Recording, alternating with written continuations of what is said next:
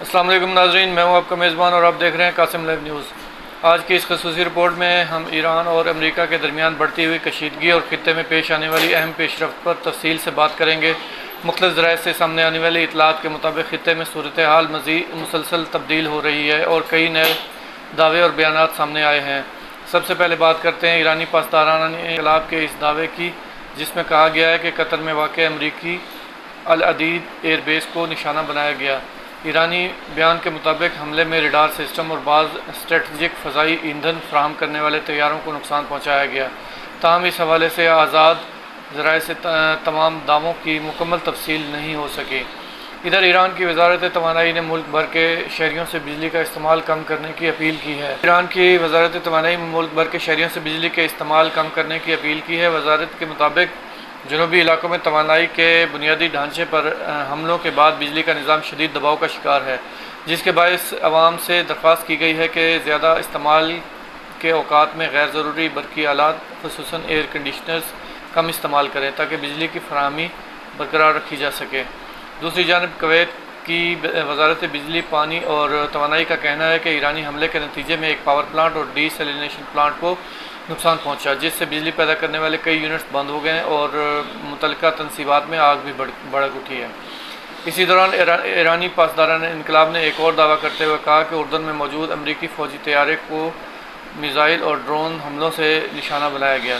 ایرانی بیان میں کہا گیا کہ یہ کارروائی امریکی حملوں کے جواب میں کی گئی ہے، تاہم ان دعووں کی آزادانہ تصدیق سامنے نہیں آئی۔ ایرانی پارلیمنٹ کی قومی سلامتی کمیٹی کے سربراہ ابراہیم عزیزی نے بھی سخت رد عمل دیتے ہوئے کہا کہ اسکولوں، اسپتالوں اور رہائشی علاقوں کو نشانہ بنانا امریکہ کی مایوسی کا ثبوت ہے۔ ان کا کہنا ہے کہ ایرانی مسلح افواج بے گناہ شہریوں کے خون کا حساب ضرور لیں گی۔ ایرانی سرکاری میڈیا کے مطابق گزشتہ رات ہونے والے امریکی حملوں میں 8 افراد جاں بحق جبکہ 20 زخمی ہوئے۔ رپورٹ میں یہ بھی بتایا گیا ہے کہ جنوبی صوبہ ہرمزگان میں کئی پلوں اور بنیادی تنصیبات کو نقصان پہنچا ہے۔ ادھر عمان کے ساحل کے قریب ایک آئل ٹینکر پر بھی نامعلوم پروجیکٹائل سے حملے کی اطلاع ملی ہے۔ برطانوی میری ٹائم ادارے کے مطابق جہاز کو معمولی نقصان پہنچا جبکہ تمام عملہ محفوظ رہا۔ ایران کی وزارت صحت کے مطابق 22 جون سے جاری جھڑپوں کے دوران اب تک کم از کم 38 افراد جاں بحق اور 400 سے زائد زخمی ہو چکے ہیں۔ زخمیوں میں خواتین اور کم عمر افراد بھی شامل ہیں، جس سے انسانی بحران مزید سنگین ہوتا جا رہا ہے۔ دوسری جانب ایران نے عمان میں امریکی ریڈار تنصیبات کو تباہ کرنے کا بھی دعویٰ کیا ہے، جبکہ شام کے علاقے الطنف میں امریکی فوج کے کمانڈر سینیٹر کو نشانہ بنانے اور متعدد امریکی فوجیوں کی ہلاکت کا بھی دعویٰ سامنے آیا ہے۔ ان تمام دعووں کی آزادانہ ذرائع سے مکمل تصدیق تاحال نہیں ہو سکی۔